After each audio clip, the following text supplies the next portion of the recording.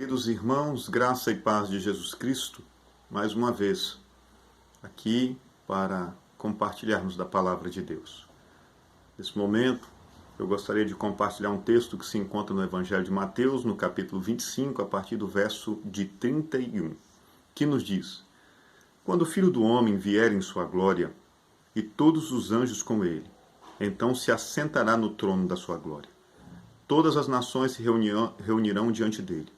E ele separará uns dos outros, como o pastor separa dos bodes as ovelhas. Ele colocará as ovelhas à sua direita e os bodes à sua esquerda. Então dirá o rei aos que estiverem à sua direita: Vinde, benditos de meu Pai, possuí por herança o reino que vos está preparado desde a criação do mundo. Pois tive fome e me destes de comer, tive sede e me destes de beber, era estrangeiro e me acolhestes, estava nu e me vestistes, estive enfermo e cuidastes de mim, preso e me visitastes. Então perguntarão os justos: Senhor, quando te vimos com fome e te demos de comer? Ou com sede e te demos de beber? E quando te vimos estrangeiro e te acolhemos? Ou nu e te vestimos? E quando te vimos enfermo ou preso e fomos visitar-te? Responderá o rei: Em verdade vos digo que quando fizestes a um destes meus pequeninos irmãos, a mim o fizestes. Então dirá também aos que estiverem à sua esquerda: Apartai-vos de mim, malditos, para o fogo eterno, preparado para o diabo e seus anjos. Pois tive fome e não me destes de comer, tive sede e não me destes de beber, fui estrangeiro e não me acolhestes, estive nu e não me vestistes, enfermo e preso e não me visitastes. Então eles também lhe responderão: Senhor, quando te vimos com fome ou com sede, ou estrangeiro, ou nu, ou enfermo, ou preso, e não te servimos? Então lhes responderá: Em verdade vos digo que, todas as vezes que o deixastes de fazer a um destes pequeninos, foi a mim que o deixaste de fazer. Irão estes para o castigo eterno, mas os justos para a vida eterna. Pai Santo e Eterno Deus, fala conosco por Tua palavra, ensina-nos, ó Deus, Tua verdade, para que assim, ó Deus, possamos viver conforme Tua vontade, para os Teus propósitos. Essa é a oração que te fazemos, ó Deus, em nome de Jesus. Eu gostaria de falar nesse momento sobre o perigo da omissão. O texto que nós acabamos de ler, ele relata a cena do juízo final, quando Cristo virá julgar toda a humanidade. E a acusação que pesa, a acusação de Jesus, que é direcionada aos bodes, é fundamentada principalmente na omissão dessas pessoas em relação às necessidades dos mais vulneráveis. Isso fica muito claro no texto. Isso não significa que os que foram elogiados por Jesus foram salvos por suas obras. Mesmo porque o texto explica que o reino já estava preparado para eles antes da fundação do mundo. Suas obras apenas testificavam de sua salvação. A omissão mata e ela condena. Quantas milhares de pessoas estão morrendo dia após dia nas filas dos hospitais por causa da omissão das pessoas responsáveis em administrar os recursos públicos? Quantas pessoas? Uma grande e importante lição desse texto é que no dia do juízo final, o que mais condenará o homem não serão os seus erros cometidos. Eles também o condenarão, mas o bem que o homem deixou de fazer. Esse é o pecado da omissão. É muito mais frequente ofender a Deus por acomodação do que por maldade. Aliás, o reverendo Hernando Dias Lopes diz que quando você tem conhecimento de um problema, você se torna responsável diante de Deus pela solução desse problema. E se você não está interessado em ajudar, então não faça perguntas. Quando você pergunta sobre determinada necessidade, você acaba descobrindo que está sendo chamado por Deus para ajudar a atender aquela necessidade. Mas a pergunta que fica é: quando cometemos o pecado da omissão? Quando isso diz respeito a nós? O texto vai nos ensinar, vai nos ajudar a abrir os nossos olhos para entender quando isso se aplica a nós. Em primeiro lugar, eu percebo que nós cometemos o pecado da omissão quando as pessoas se tornam invisíveis para nós. Quando Jesus condena a omissão dos bodes, esses respondem a Jesus com uma pergunta. Está no verso 44. Senhor, quando te vimos com fome, ou com sede, ou forasteiro, ou nu, ou enfermo, ou na prisão, e não te servimos? Perceba que o problema dessas pessoas estava na visão. A pergunta que eles fazem, quando te vimos?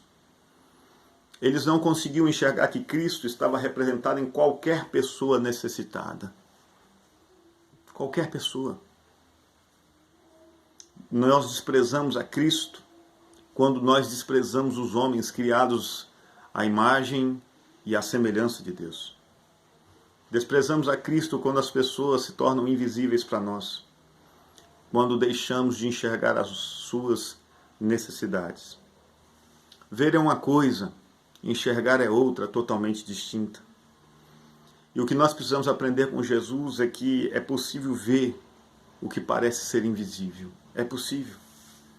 Pois Cristo pode estar onde nós menos esperamos. As pessoas começam a se tornar invisíveis quando nós somos infectados por um vírus. Não o coronavírus que está aí tão em evidência, mas pelo vírus da insensibilidade. Olhamos para os outros e depois para nós mesmos e dizemos para nós, esse problema não é meu. A verdade é que isso tem acontecido. Acontece com nós o tempo todo. Eu não tenho nada a ver com isso. Esse problema não é meu. Não me diz respeito. Puxe pela memória e você vai ver que muitas vezes você usou estas expressões para justificar a sua omissão. E eu me lembro de uma história bastante conhecida, de uma ilustração que se aplica perfeitamente a isso e dramatiza e torna essa verdade ainda mais dramática para nós, que é a ilustração da ratoeira. O rato percebeu que o dono da fazenda havia comprado uma ratoeira e ele estava decidido a matar o rato. E quando o rato soube da ratoeira, ele começou a alertar todos os outros animais da fazenda.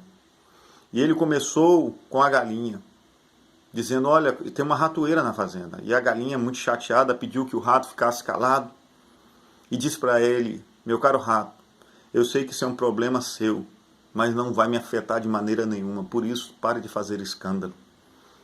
E o rato vai então conversar com o porco. O porco se sentiu incomodado porque estava dormindo, e o rato disse ao porco, há uma ratoeira na casa, seu porco. E o porco disse, entendo sua preocupação e sou solidário a você. Prometo que em minhas preces você estará presente. Mas, por favor, não me incomode mais, porque não posso fazer mais nada além disso. E o rato foi ficando cada vez mais solitário e foi pedir ajuda à vaca. E a vaca disse, meu caro rato, o que é que eu tenho a ver com isso? Você já viu alguma vez uma vaca ser morta por uma ratoeira? E o rato, percebendo que não ia conseguir a solidariedade de ninguém, voltou até a sua casa da fazenda, que era um pequeno buraco, passou a noite inteira acordado, com medo que lhe acontecesse uma tragédia. Mas de madrugada ouviu-se um barulho. A ratoeira tinha acabado de pegar alguma coisa. A mulher do fazendeiro, percebendo aquele barulho, foi logo ao celeiro verificar se o rato tinha sido preso. Mas não era o rato. O que tinha sido apanhado foi apenas uma serpente que tinha sido presa pela sua cauda, uma serpente venenosa, mortífera. A mulher, ainda no meio escuro, às apalpadelas, foi picada pela serpente e ficou gravemente enferma.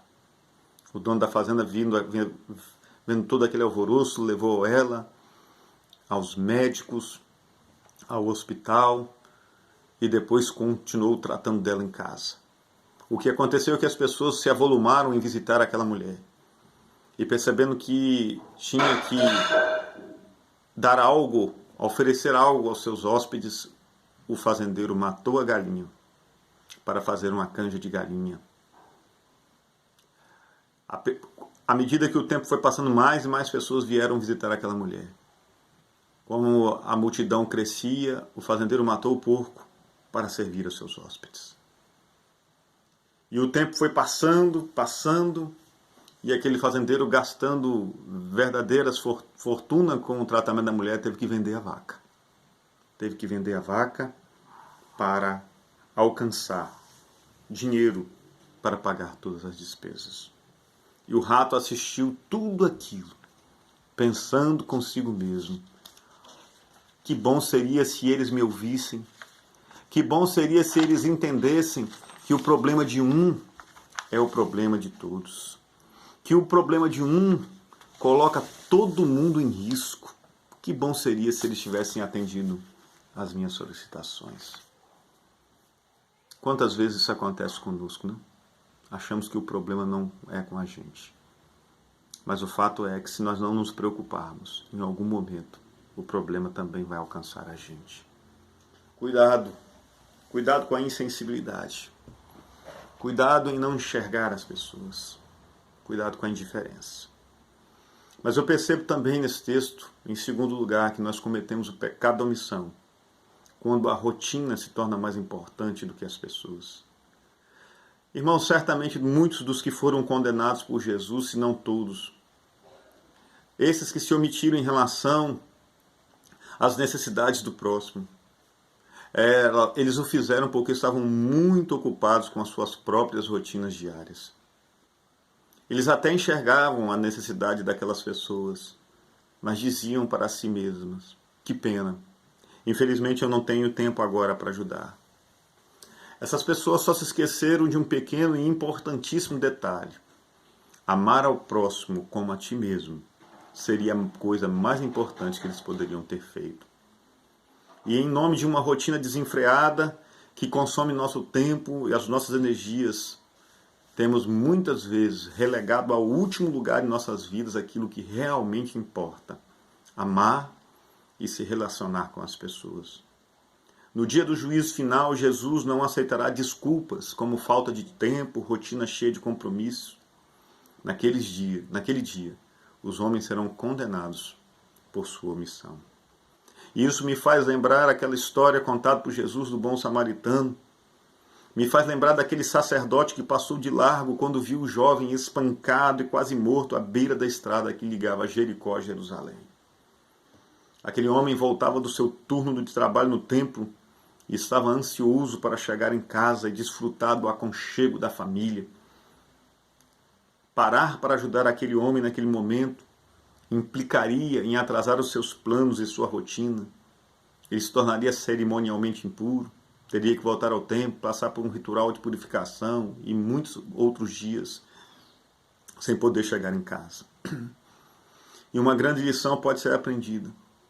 Nem mesmo a nossa rotina religiosa, nem mesmo as nossas obrigações espirituais vão servir de justificativa para o pecado da omissão. Tem muita gente que está se envolvendo tanto com a obra de Deus, que está se esquecendo de se relacionar com Deus da obra e com as pessoas que Deus chamou para viver também no seu reino. É impossível, queridos, viver sem rotina. Isso é fato. O que nós precisamos fazer é equilibrar a nossa rotina com aquilo que é mais importante. E quando houver um conflito entre a rotina e aquilo que é mais importante, então necessariamente nós temos que dar uma pausa em nossa rotina e fazer aquilo que é mais importante. Mas eu ainda aprendo uma terceira lição. Eu percebo, em terceiro lugar, que nós pecamos cometendo o pecado da omissão, quando nós não queremos correr riscos. Olha o que Jesus diz nos versos 41 e 43. Apartai-vos de mim, malditos, para o fogo eterno, preparado para o diabo e seus anjos, porque tive fome e não me destes de comer, tive sede e não me destes de beber, era forasteiro e não me acolhestes, estava nu e não me vestistes, enfermo e na prisão e não me visitastes. Queridos, Jesus elencou em sua resposta àquele grupo de pessoas, aos bodes, ele elencou em sua resposta alguns grupos de pessoas. E entre eles estavam forasteiros e presidiários. Sejamos sinceros. Qual é a sua atitude corriqueira para com pessoas que você não conhece e tem histórico de crimes? Aquelas pessoas condenadas por Jesus pelo pecado da omissão, muito provavelmente não quiseram se envolver por medo. não queriam correr nenhum tipo de risco, afinal de contas, aquelas pessoas poderiam ser pessoas perigosas. Eu te pergunto, o que você acha disso? Aquelas pessoas estavam certas em pensar assim? Eu te digo que a resposta é sim e também não. Elas estavam certas estavam de certa forma corretas, porque era bem possível que houvesse pessoas perigosas entre as pessoas que Jesus citou. Mas elas estavam erradas em se omitirem, pois nós não fomos chamados a escolher a quem nós devemos ajudar. E vencer o pecado da omissão inclui necessariamente a coragem de assumir riscos pela certeza de fazer o que Deus espera que nós façamos. Jesus nunca disse que fazer o certo seria fácil e que as pessoas seriam sempre amistosas conosco e com a mensagem do Evangelho que pregamos. Aliás, olha o que ele diz em Mateus 5, lá no Sermão do Monte, versos 11 e 12. Bem-aventurados sois vós, quando vos injuriarem e perseguirem, e mentindo, disserem todo mal contra vós por minha causa. Alegrai-vos e exultai, porque é grande o vosso galardão nos céus, porque assim perseguiram os profetas que foram antes de vós. Quem não quer, queridos, correr riscos, quem não quer sofrer nenhum tipo de risco, será omisso. E o custo desta omissão exigirá um preço tão alto que homem nenhum pode pagar em tempo nenhum.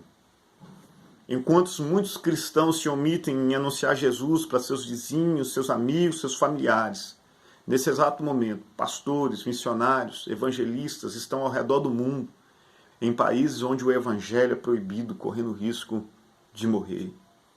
Na Coreia do Norte, na China, onde a perseguição tem se avolumado. Nunca se esqueça de uma coisa: seu chamado é mais importante que a sua vida. Sua vida física termina um dia, mas o seu chamado, ele tem repercussões na eternidade. Hoje é dia de reflexão. Nós somos chamados a pensar sobre a nossa missão.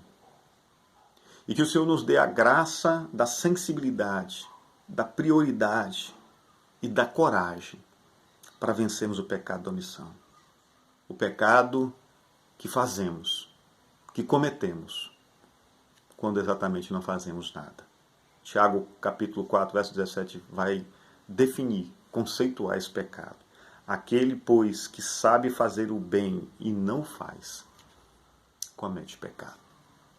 Que Deus nos abençoe a sermos canais de sua graça nessa terra para todos os homens. Em nome de Jesus.